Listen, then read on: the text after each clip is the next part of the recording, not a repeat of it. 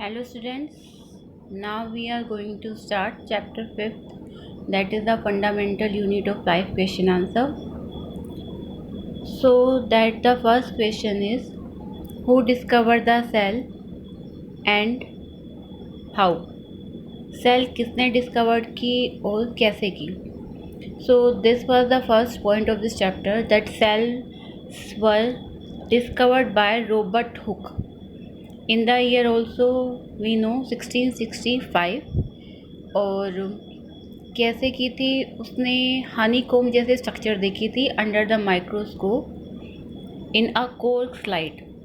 एक मतलब जो प्लांट्स का जो ऊपर की परत निकाल के उसको माइक्रोस्कोप के अंदर स्टडी किया। So he found that this honeycomb like structure and that is called plant cell. This individual is called plant cell. So cells were discovered by Robert Hooke year in 1665 और उसने honeycomb जैसे structure देखी थी under the microscope. The second question is, why is cell called the structural and functional unit of life? Cell को structural और functional unit of life क्यों कहा जाता है? So we know the answer is कि जो ऑल लिविंग ऑर्गेनिजम्स हैं, they all are made up of basic unit called cell, correct? जितने भी लिविंग ऑर्गेनिजम्स हैं वो सब सेल से बने हुए हैं और हर लिविंग सेल में कैपेबिलिटी है टू परफॉर्म बेसिक फंक्शन जो कि लिविंग ऑर्गेनिजम्स के कैरेक्टरिस्टिक्स है, correct? So a cell is able to live and perform all its function because of this organelle, जैसे माइटोकॉन्ड्रिया, गोल्जी बॉडी, लाइसोसोम, इन organelles की वजह से वो सारे फंक्शन परफॉर्म कर सकती है, जैसे कि नए मटेरियल बना सकती है ना, फॉर्मेशन ऑफ न्यू मटेरियल। इसके अलावा क्लीनिंग अप कर सकती है और बाकी सारे काम भी कर सकती है। तो वो ये सारे काम एक सेल इंडिविजुअली भी कर सकती है। जैसे some of the organisms those are unicellular, वो एक सेल के बने हुए हैं और सारे फंक्शन वो एक ही सेल कर रही है, तो एक वो इंडिविजुअल यूनिट है। सेल से छोटी ऐसी कोई चीज़ नहीं है जो सारे काम कर सकती हो। लाइक अगर if we will talk about mitochondria, तो माइटोकॉन्ड्रिया को हम स्ट्रक्चरल यूनिट नहीं कह सकते क्योंकि केवल ही एक ही काम करती है, दैट इज़ एटीपी फॉर्मेशन। लेकिन अगर हम कलेक्टिवली एक सेल की बात करें तो इसमें जितने भी छोटे छोटे ऑर्गेनल्स हैं वो अलग अलग काम करते हैं। अगर 15 ऑर्गेनल हैं तो वो अलग अलग काम करते हैं और वो मिल के एक सेल को एक बेसिक यूनिट बनाते हैं। Clear? The third question is, how the substances like CO2 and water moves in and out of the cell? कि CO2 जो कि एक गैस है और वाटर सेल के अंदर एंट्री और एग्जिट कैसे करते हैं, करेक्ट? हमने ये पढ़ा था जो सॉलिड, लिक्विड और गैसें हैं, they can be diffuse from their high concentration to low concentration, correct? तो जो CO2 है वो तो सीधा सा है, जैसे कि CO2 जो है वो बाहर ज़्यादा है, करेक्ट? अगर बाहर ज़्यादा होगा तो बाहर से अंदर आएगा। लेकिन CO2 के केस में क्या होता है, CO2 बाहर कम होता है comparatively to the cell, so it moves from in to out the cell by the process of diffusion only. Diffusion में होता ही ये है कि high concentration to low concentration material move out करते हैं। क्लियर? अब बात रही पानी की, तो पानी का हमें पता था it moves bye the process of osmosis, correct?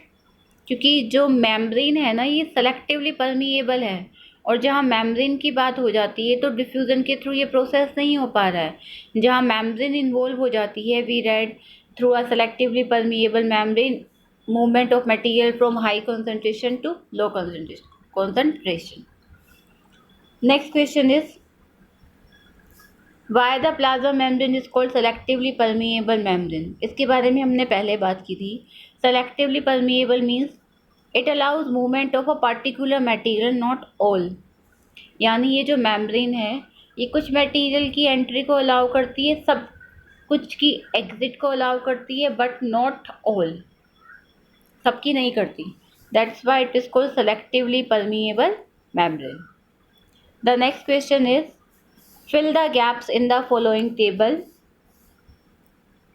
illustrating between prokaryotic and eukaryotic cell. Prokaryotic और यूकैरियोटिक सेल्स के बीच में कुछ डिफरेंसेस दे रखे हैं और कुछ गैप दे रखे हैं. This we have to fill. जैसे कि साइज दे रखा है, फिर न्यूक्लियर रीजन इसमें यूकैरियोटिक में फिल कर रखा है that it is surrounded by nuclear membrane. Prokaryotic cell में दे रखा है क्रोमोसोम सिंगल, यूकैरियोट में दे रखा है more than one. And in prokaryotic membrane bound cell organelles are absent and eukaryote में गैप दे रखा है, तो हमें फिल करना है. सबसे पहले अगर हम फोर्थ से लेके चलें तो हमें पता है prokaryotic cells doesn't contain membrane bound cell organelle but membrane bound cell organelles are present in eukaryote like mitochondria and all of these. दूसरा जो डिफरेंस यहाँ देखने को मिल रहा है कि जो न्यूक्लियर रीजन है यूकैरियोट में इट इज़ वेल डिफाइंड है, इसमें पुअरली डिफाइंड है. हमें पता है प्रोकैरियोटिक सेल में nuclear membrane is absent and it is poorly defined and it's called nucleoid. Clear. Next question is, can you name the two organelles we have studied that contain their own genetic material? ये हमने पढ़ा हुआ है that mitochondria and plastid. They are called semi-autonomous organelle. मतलब some of that protein they can prepare by self because of presence of DNA. And एक ribosome भी बताया था, which one? 70S ribosome. Because of that they can produce their some types of protein and that's why they are called semi-autonomous organelle. The next question is, if the organization of a cell is destroyed, कि अगर एक cell का organisation destroy कर दिया जाए, मतलब उसके structural component को डिस्ट्रॉय कर दिया जाए ड्यू टू सम फिजिकल और केमिकल इन्फ्लुएंस, किसी केमिकल की वजह से या किसी फिजिकल एजेंट की वजह से, सो क्या होगा? तो सीधी सी बात है, अगर किसी सेल का ऑर्गेनाइजेशन डिस्टर्ब कर दिया जाए तो उसके जो फंक्शन जो परफॉर्म कर रही थी, डाइजेशन का, न्यूट्रिशन का, वेस्ट मटेरियल को रिमूव आउट करने का, they all will be stop. इस कंडीशन में क्या हो जाएगा? सारी एक्टिविटीज़ बंद हो गई और लाइसोसोम अगर ब्रस्ट हो जाए इन दैट केस तो क्या होगा? जो लाइसोसोम के एंजाइम्स हैं they will digest the complete entire cell. Correct. तो इस कंडीशन में उसकी सारी एक्टिविटीज़ बंद हो जाएंगी. Next question is, why are lysosome known as suicide bag? हमें सबको पता है कि लाइसोसोम एक मेम्ब्रेन बाउंड ऑर्गेनल है और मेम्ब्रेन कितनी होती है इसमें? 1. और इस लाइसोसोम के अंदर बहुत सारे डाइजेस्टिंग एंजाइम्स हैं जो कि ऑर्गेनल्स को रिक्वायरमेंट होने पे या फिर फूड मटेरियल को सबको डाइजेस्ट करते हैं. और कभी कभी क्या होता है कि ये लाइसोसोम की अगर ये मेम्ब्रेन डिस्टर्ब हो जाए तो इसके जो एंजाइम्स हैं they will release out in the cell और वो खुद के ही सेल ऑर्गेनल्स को डाइजेस्ट करना स्टार्ट कर देती है. Clear. The next question is, where are protein synthesize inside the cell? Cell के अंदर प्रोटीन कहाँ प्रोड्यूस्ड होते हैं? हमें सबको पता है that ribosomes are called protein synthesis factory. जो राइबोसोम्स थे वो क्या तो सेल के साइटोप्लाज्म में मिलते थे या फिर माइटोकॉन्ड्रिया में मिलते थे, और अगर प्लांट सेल की बात करो तो they are found in plastid also. Beside of it, they are present on the rough endoplasmic reticulum also. Clear? Next question is, make a comparison and write down ways in which plant cell are different from animal cell. हमें पता है ये सारे differences हमने बहुत बार कर लिए हैं, that animal cell smaller in size, plant cells are larger in size. Animal cell में cell wall absent होती है, plant cell में cell wall present होती है. प्लांट अगर एनिमल सेल की बात करें तो plastids are absent except Euglena. Actually Euglena है ना, इट इज़ इसे ना तो प्लांट माना गया है ना एनिमल माना गया है. It is considered as a link. Link मतलब एक जोड़ने वाली कड़ी है. किसको? To plant with animal. Animal. Euglena is considered as a link between plants and animal. क्योंकि जब इसको सनलाइट प्रेजेंट मिलती है, मतलब इसको जब सनलाइट मिल रही है, in that condition it perform the process of photosynthesis and makes its own food. लेकिन जैसे ही इसे डार्क में रखा जाएगा तो ये फोटोसिंथेसिस तो कर नहीं पाता. सो इट जो इसका जो मोड ऑफ न्यूट्रिशन है वो ऑटोट्रॉपिक से ही हेट्रोट्रॉपिक को चेंज कर देता है. करेक्ट. तो अगर हम देखें तो इसको हम मान सकते हैं कि plastids are absent except Euglena. Euglena में जब तक सनलाइट मिलती है उसको में प्लास्टिड प्रेजेंट होता है. वेयर एज प्लांट सेल में प्लास्टिड्स आर प्रेजेंट. नेक्स्ट, जो एनिमल सेल्स हैं इनमें vacuoles are very smaller in size. हमने पहले ही पढ़ ली थी वाली बात. And they are very high in number. Whereas in plant cell there is a large central vacuole. Clear? The next question is, how is prokaryotic cell different from a eukaryotic cell? Prokaryotic cell हमें पता है unicellular है, eukaryotic multicellular है. Prokaryotic smaller होती है size में, eukaryotic larger comparatively. Nuclear membrane absent होती है, ट्रू न्यूक्लियस एब्सेंट होता है, और इसमें जो कंडीशन होती है इसको बोलते हैं न्यूक्लियोइड. वेयर एज यूकैरियोट में ट्रू न्यूक्लियस प्रेजेंट होता है बाउंड बाय न्यूक्लियर मेम्ब्रेन. वो सिंगल क्रोमोसोम्स है, इसमें मोर देन वन है. न्यूक्लियोलस. न्यूक्लियस के अंदर तुम्हें बताई थी एक डेंस बॉडी होती है called nucleolus.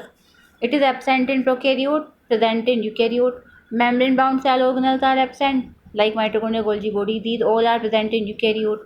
Cell division normally occur by mitosis. This also we read. And in that eukaryote, cell division occur by mitosis as well as meiosis. Examples like bacteria है, blue green algae है, and eukaryotic cell fungi है, animal cell है. These are the examples of eukaryotic cell. The next question is, what would happen if the plasma membrane ruptures or break down? अगर plasma membrane फट जाती है या टूट जाती है तो क्या होगा? सीधी सी बात है, प्लाज्मा मेम्ब्रेन अगर टूट गई या फट गई तो जो प्रोसेस नॉर्मली हो रहे थे वो सब स्टॉप डाउन हो जाएंगे. ठीक है. और इसका जो कंटेंट है वो सारा बाहर रिलीज हो जाएगा. Next question is, what happens when what would happens to the life of a cell if there was no Golgi body? अगर Golgi body नहीं होगी तो क्या होगा? I have told you about this कि Golgi body का काम है पैकेजिंग करना और एड्रेस चिपकाना. तो अगर गोल्जी बॉडी नहीं होगा तो मटेरियल पे ये जो सीक्वेंस बताई थी ये कौन लगाएगा? कैसे पता लगेगा कि प्रोटीन जो बनाई गई है उसे उसकी उसकी जो टारगेट साइट है वो क्या है, इसे कहाँ डिलीवर करना है? ये तो सेम वही चीज़ हुई कि पोस्टमैन को आपने एक लेटर दिया है और उसे आपने एड्रेस नहीं बताया तो वो कहाँ जाएगा? नहीं जा सकता ना. तो एज अ सेम प्रोसीजर कि गोल्जी बॉडी का काम क्या है? पैकेजिंग करना. अगर उसके पास, एक तो पहली बात तो उसको अच्छे से आपने कवर अप नहीं किया. कवर अप करने का काम गोल्जी बॉडी का ही है, उसकी पैकेजिंग करना, उसकी टेट्रा लेयर जो भी पैकेजिंग होती है ताकि उसको प्रोटेक्ट रखा जा सके वो काम करना, प्लस उस पर एड्रेस चिपकाने का काम गोल्जी बॉडी का है. तो अगर ये सब नहीं होगा तो जो प्रोटीन्स हैं वो ट्रांसपोर्ट ही नहीं होंगी. जब प्रोटीन्स नहीं ट्रांसपोर्ट होंगी, प्रोटीन्स क्या है? प्रोटीन्स एंजाइम्स बनाती हैं. तो ये सारी चीज़ होगी ही नहीं और eventually the cell will die. The next question is, which organelle is known as the powerhouse of the cell and why? हम सभी को पता है powerhouse of the cell is mitochondria.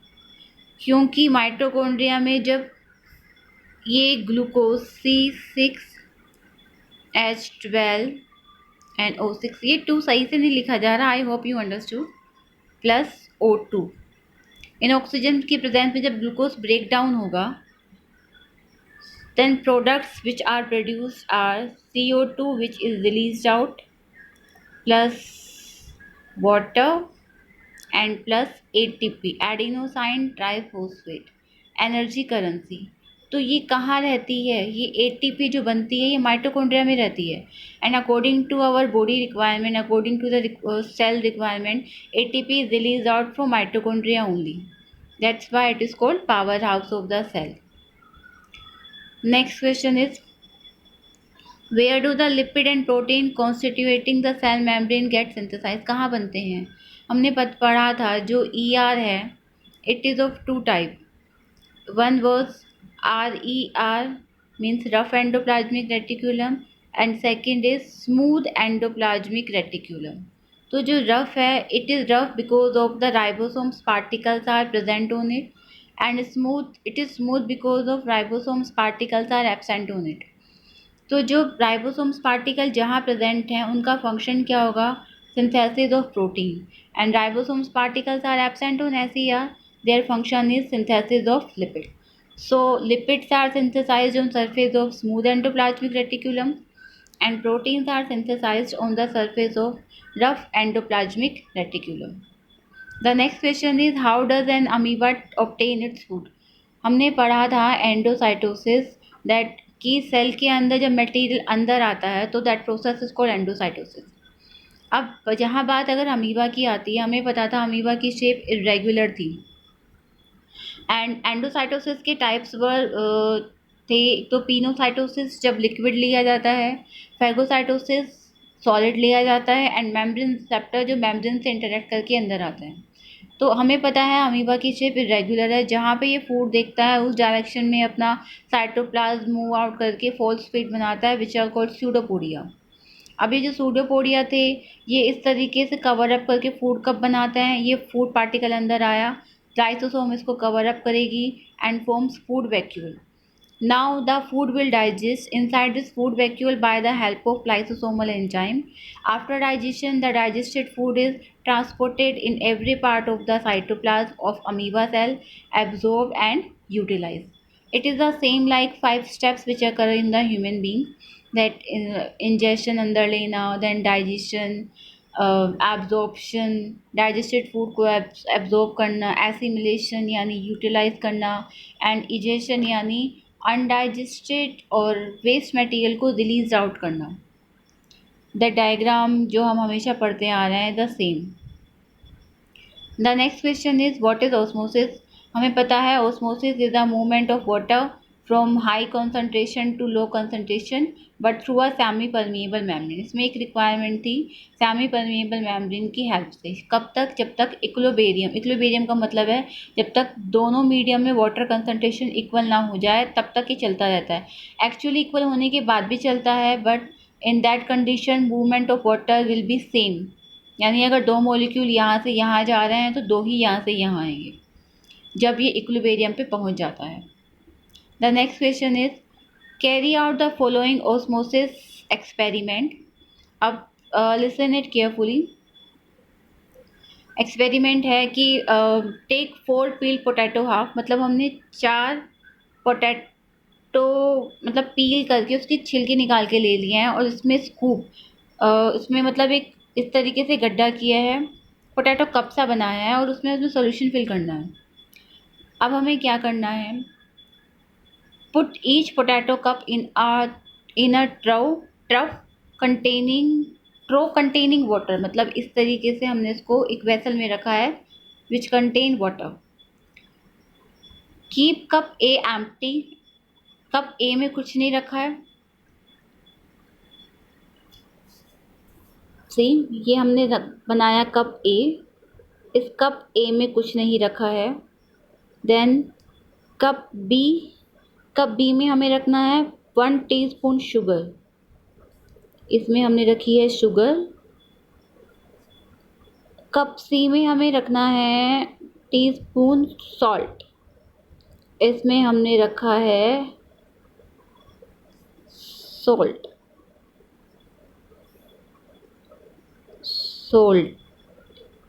ठीक है। The fourth thing, put 1 teaspoon sugar in the boiled potato cup. एक बाकी जो 4 पोटैटो में से 3 थे वो अनबॉइल्ड थे और चौथा वाला बॉइल्ड है और इसमें हमें क्या रखना है? शुगर। सो 4 कप हो गए। कीप दिस फॉर 2 आवर, 2 घंटे के लिए रखना है, फिर हमें इनको ऑब्जर्व करना है and then answer the following. Question number 1 is explain why water gathered in the hollowed portion of B and C. अब तुम बताओ तुम्हारे हिसाब से इस बी और सी में पानी इकट्ठा कैसे हुआ। देखो, कप ए तो खाली है, मतलब कप ए के अंदर कुछ भी नहीं है। कप बी में हमने शुगर भरा है।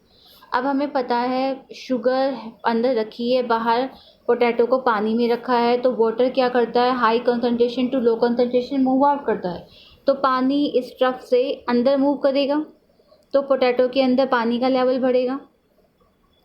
सेम कंडीशन सी वाले में है, इसमें सॉल्ट है, बाहर पानी है, तो water will move from high to low. तो आंसर नंबर 1, क्योंकि इन दोनों के अंदर जो पोटैटो थे, जो उनका सराउंडिंग मीडियम है, contain high amount of water and there the nature of water that it moves from high to low concentration through the semi-permeable membrane that is resultant in the collection of water in both the cup. Why is potato A necessary for the experiment? Actually ये एक control setup है जो हमें ये बता रहा है कि अगर हम केवल पोटैटो रखते हैं तो कुछ भी चेंजेस नहीं हो रहा है। करेक्ट, ये केवल एक सेटअप एक्सपेरिमेंट है, मतलब हम कह सकते हैं इसको एक मॉडल टाइप में। Third one, explain why water does not gather in the hollowed cut out portion of A and D.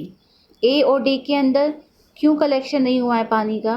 इसका सिंपल सा रीज़न ये है कि जो हमारा कप ए और कप डी है उसके अंदर क्या हो चुका है, प्लाज्मोलाइसिस हो चुका है।